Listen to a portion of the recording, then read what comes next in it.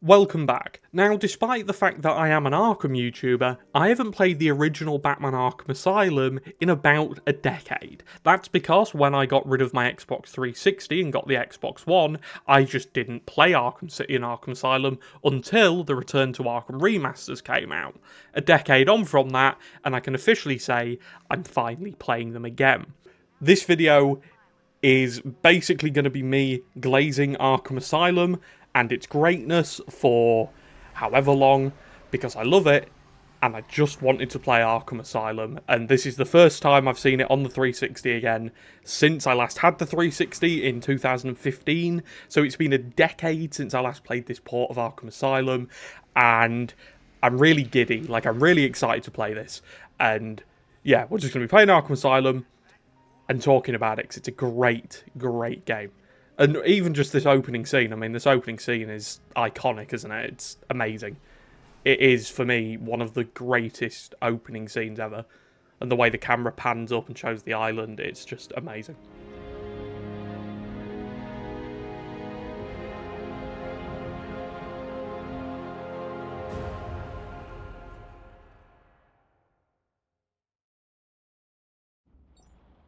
Now, before we get into this video, don't forget to subscribe. We're so close to 3,000 subscribers, which is insane. We're trying to hit 5,000 subscribers by the end of the year. So hit the subscribe button if you like Arkham content and like Batman, because that's what we do around here. So if you like that stuff, hit the subscribe button. Don't forget to like, and let's play Batman Arkham Asylum 16 years later. What I always really loved about Arkham Asylum is, well, a part of it is this opening. I think this opening is so, I don't know, it's annoying for repeat playthroughs. Like, if you just sit and play Arkham Asylum loads, I can see how it would be annoying, because obviously it's just a walking section.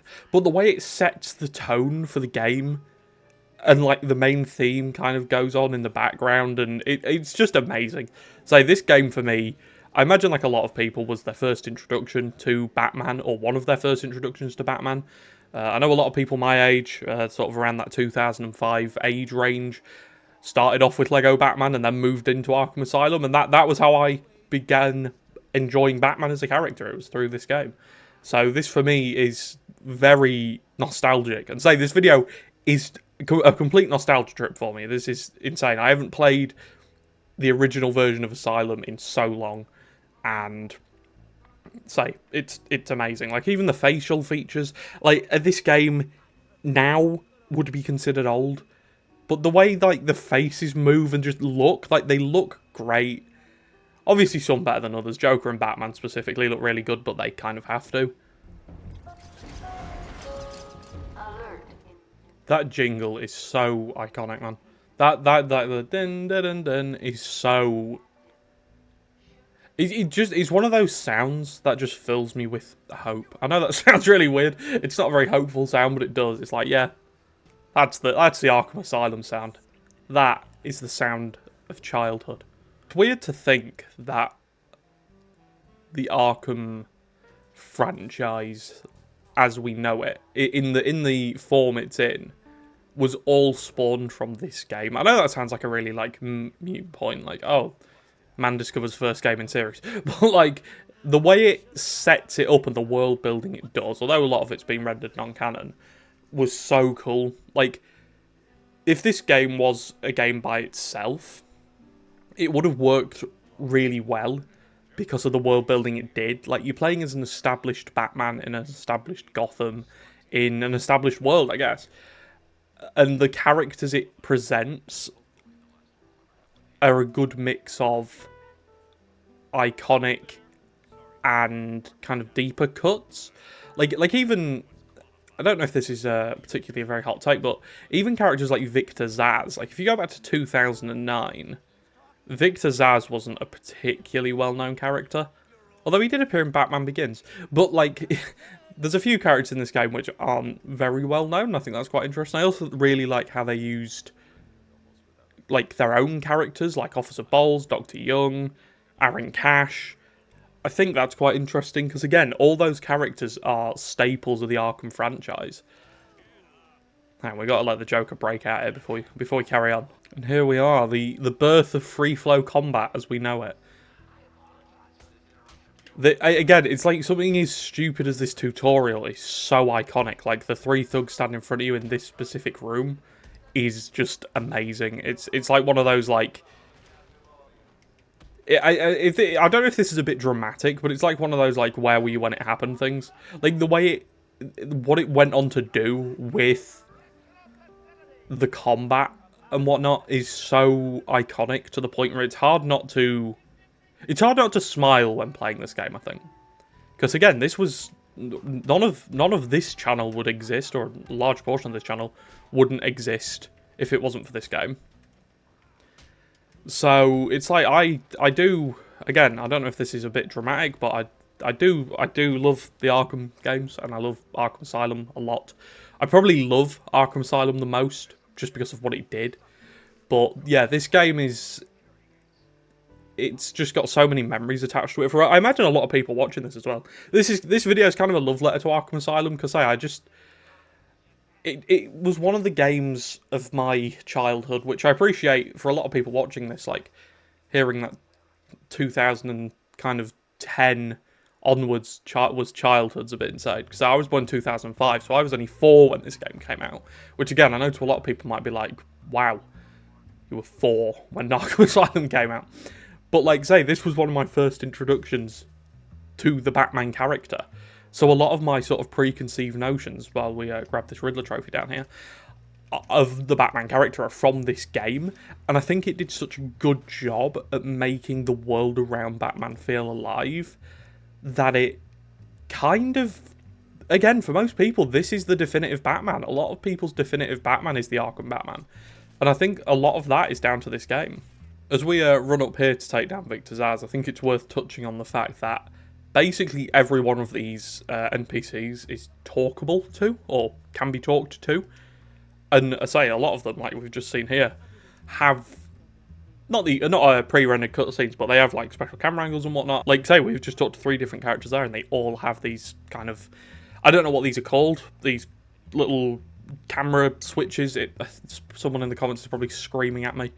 But yeah, again, it's just something like that kind of gives the game a bit of quality, and I think as we glide kick Victor Zsasz here for our first glide kick of the series, I think it's the quality control just in the series as a whole was so good from the start, and I think it set the tone for the rest of the series. So even like here, like we've got obviously Oracle gets introduced. Alfred isn't in this game, but even Alfred in Arkham City, having Batman kind of have like someone in his ear is a really interesting thing, because I think, especially in video games, there's a lot you can do with that. I know in comics there's a fair bit you can do with it, but I feel like video games are such a special medium for storytelling, and I think it often goes underlooked how well, especially the Arkham series, obviously what we're talking about today, but just video games in general, are able to bring these characters and these moments to life in the way that they do. Like, because imagine Arkham Asylum was a film, you'd miss out on all this, or not maybe all of it, but a lot of the, like this bit here where this guard's like, oh, Joker's free, how'd he break out, stuff like that. It is really interesting. We got the Riddler trophy here. It's very, oh my god, is that what the Riddler trophies always look like in Asylum? I'm getting flashbacks here. I seem to remember this game, this game's Riddler trophies looking a bit more like Arkham City's, but obviously they don't, because why would they? Oh, these Riddler teeth here bring back a lot of memories. Again, it's another one of those things about this game. And I guess it's like any game you might have played when you were younger. Like, a lot of the kind of stupid things stick in your head. Like, say, the Joker teeth for me were like, I don't know, like, every time I kind of see them, I'm like, oh, I kind of grin a bit, ironically enough. And I think it's like, again, it's little things like that where it's like, it's just, say, there's just something about this game. Joker doesn't stand a chance. Again, it's like little moments like that, like, oh, go Batman, you rock, like, it just kind of fleshes the world out a little bit. Like, it makes these characters feel more alive, I guess. I know I appreciate now, again, it's, there's video games have advanced, and at the core of me and sort of what I am a video game fan and a Batman fan. I play a lot of games, and engage in a lot of Batman media. He was talking that after he got knocked out. So I appreciate Arkham Asylum in every aspect, I think. And I think a lot of people do. Like, I think a lot of people would agree in that sentiment. We'll let Joker's little monologue play out, 'cause I think it's pretty cool. There's no escape, Joker. I will find you. Oh, I'm counting on it. Just not yet.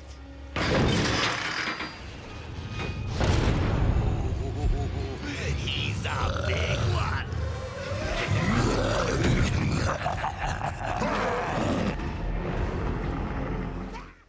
And so I don't want to make this video too long. This video is kind of. Oh, we got a first upgrade point. Okay, cool. And Arkham Asylum as well. I'll get back to the whole video game thing as I was talking about before. Arkham Asylum as well. Like, even the menus are just so. I don't think the Arkham games ever quite did this again with the menus. Like, the menus feel like an extension of the game world. And I know that might sound a bit strange, because, like, of course they do. That kind of makes sense. But I feel like Arkham Asylum specifically did it in a way which no other game in the franchise did. Like, Arkham Asylum's menus for me are very specific to Arkham Asylum, as we grab the inverted takedown there, just because it's reliable. I feel like the other Arkham menus you could kind of interchange. Like, Arkham Origins, you could feasibly put it in night and it wouldn't really make a difference. Aesthetically. Obviously, mechanically it wouldn't work, but aesthetically could. Whereas Arkham Asylum's menus, I feel like would look very strange in any other game, and that's a good thing. Like, that's a really good thing. I think having menus that fit the game world as well as these do really go a long way to kind of just completing the package. Ooh, I've always tried to get 10 hits in on the Titan. I might try it here. Although this, I don't want this gameplay to be me getting knocked around by a Titan, but come on. Can we get 10 hits in? Can we get 10 hits in? Can we get 10 hits in? No, I bowled it. But yeah, I think even, say, something as little as the menus, it just goes such a long way. And say, I feel like Rocksteady really nailed that, per se. Like, they understood, I think. They understood the Batman character, but also what it means to create an engaging game world. And when you combine those two, you get Arkham Asylum. Like, you get the masterpiece, which is Arkham Asylum. And the word masterpiece gets thrown around a lot, and I know this is spawned from me talking about the menus. Oh, we got 10. That's it. That's this video over. We did it. Officer Bowles. Officer Balls, lol. You kind of are alone here. Obviously, you've got Oracle talking in your ear and whatever. But for the most part, Batman is alone. And I think, obviously, this game took a lot of inspiration from Serious House and Serious Earth, which in itself is one of the greatest Batman stories ever. It's one of my favourites. It's the first comic that I went out and bought with my own money. Like, obviously, I had comics bought for me before from parents and family members or whatever, but that was the first one that I ever went out and bought by myself. And it has so much. It has so much of the Arkham Asylum kind of juice in it. And obviously, Arkham Asylum came many years after Serious House and Serious Earth. But if you haven't read Serious House and Serious Earth, as we break this TV here, because again, you kind of have to, go and read it, because it will enhance your experience of Arkham Asylum. And I believe in here is a Easter egg to Penguin. Yeah, a riddle for Penguin. We can't scan it yet because we haven't unlocked, we haven't met the Riddler yet, or heard from the Riddler. But yeah, it's like even stuff like that. Like, obviously, this was originally going to be a standalone game, I think, and Rocksteady kind of implementing that level of thing. Like, again, throwing the Penguin in there, because why not, you know? Like, who doesn't want to see the Penguin? If we come over here, there's a really funny phone call. Hello? What's happening there? I'm trying to contact Steve. Is he there? Hold 1 second. I'll see if I can find him. Thank you. I'm sorry. I've looked everywhere, but I can only find his head. I'll get back to you when I find the rest of them.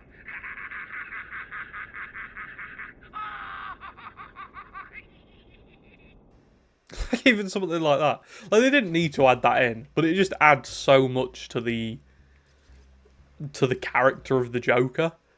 And as I say, I think it just adds a lot to the world, and a lot of things do in this game. So I'm still almost in awe, 16 years later, as to the fact that this game was a standalone thing initially. Obviously, there was the Easter egg to Arkham City, but you can't imagine the developers obviously nailed on the fact they were going to have a sequel. You would have imagined there'd have been some doubt because of superhero games before it. I mean, the best Batman game before this was probably, like, what, Batman Begins? That one where he, like, crouch walks the whole game?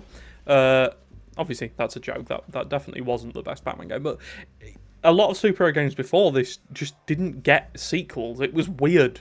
It was a novelty for a game to get a sequel, and this did. It got so many. It got, what we are now, like 4 or 5 main games. Yeah, 5 main games, and then obviously the spin-offs. But I'm sure someone in the comments is going to tell me about Blackgate. All I'm going to say about Blackgate is I'm trying to get a copy of it. Anyway, I think the gameplay of this game's amazing. Like, even here, like, it's so fluid. Like, everything does exactly what you want it to do. I know I've gone the wrong way here, but I think there's a... Yeah, okay, there is, but I can't get into there. Because of the explosive jowl. This game is so fluid, and I think we take it for granted now, because a lot of, obviously, games have become more fluid. But the fact that we can run, jump, glide, fight, go into stealth, like, all without leaving the core experience is, especially back then, it was like, whoa, like, this is quite special.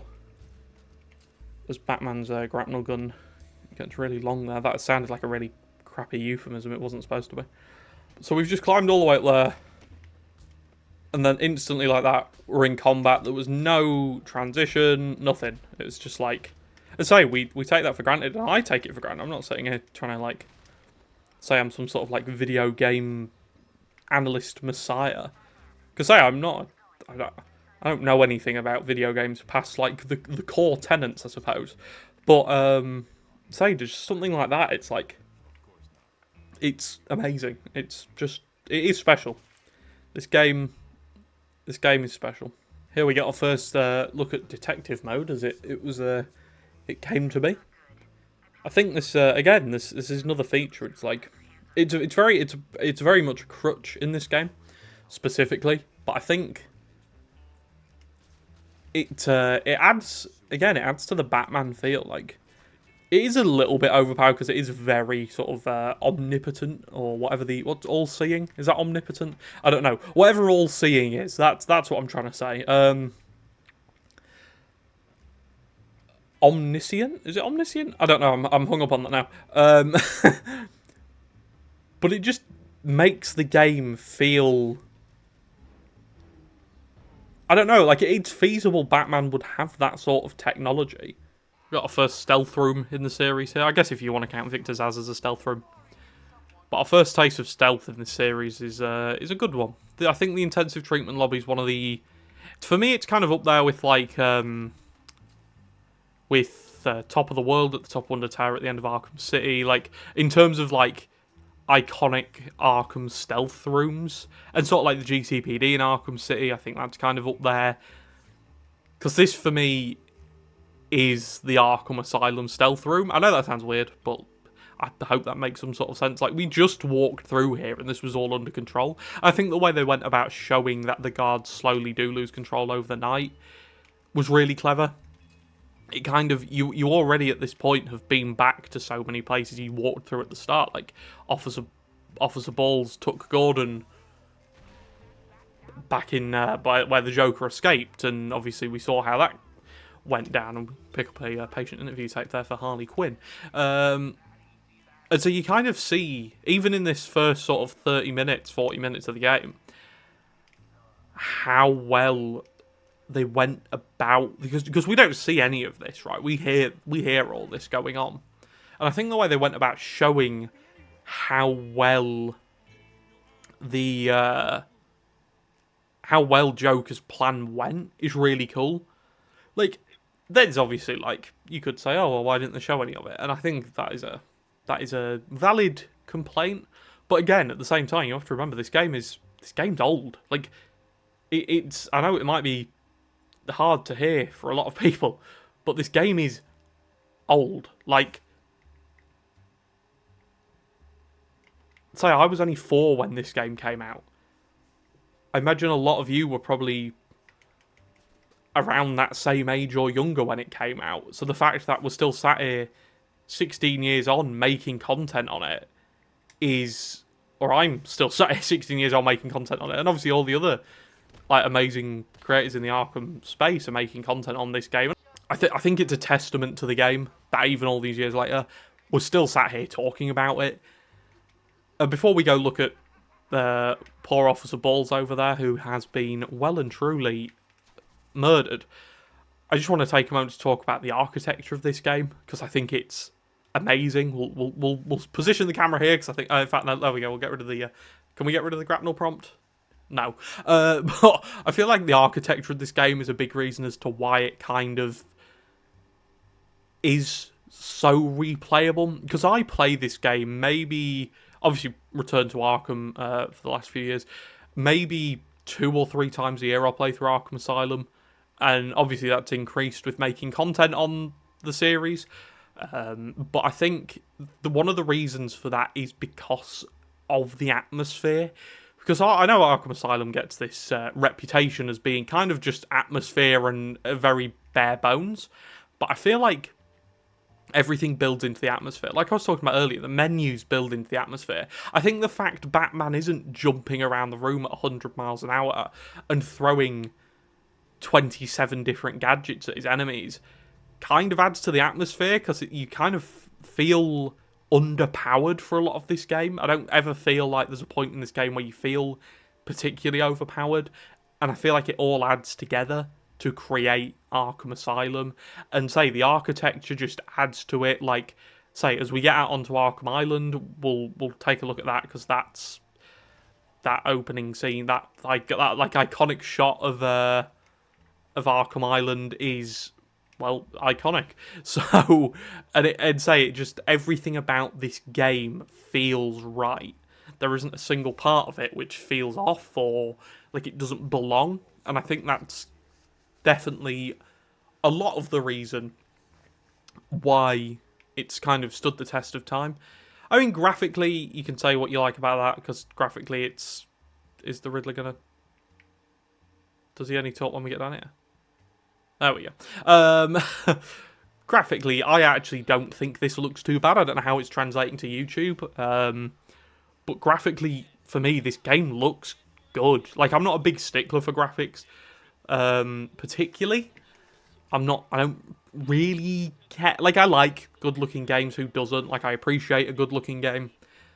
But this game, again, 16 years old. I don't know how many times I've said that in this video. Probably more than you'd like to have heard. 16 years on, this game looks pretty good. Like, it hasn't dropped in quality particularly. I think if it looks any better, as we saw with the Return to Arkham ports, it loses a bit of that feeling. And I think the reason it stood up so well is because it doesn't look any better. Everything looks grimy and grim, and just everything about this game is just miserable. And that sounds like an insult. It's not. And as we start heading out to Arkham Island here, you can hear the radio, Jack Ryder's news report, which it's so cool to kind of hear what's going on the outside world, along with obviously what we can see. Because a lot of the time games are, especially confined games, don't pay attention to the outside world. And Arkham Asylum does a lot. There's a lot of instances where the game will throw a radio report at you, and it's like, oh, Batman's dead. I think especially in the penitentiary, there's a thing where they say, oh, it's unconfirmed, but we have reports Batman's dead. I'd say it all adds to the feeling of being alone, and that feeds into the immersion, and the immersion feeds into the atmosphere, and the atmosphere serves the gameplay. And say, this whole game, it just works. It's a tight experience. Everything about it works. And I would like to know as well, kind of what you guys think about the original Arkham Asylum, not comparing it to other games in the series. I'm going to be quiet here because I feel like we just need to let this scene play out, and I'll carry on my question after this.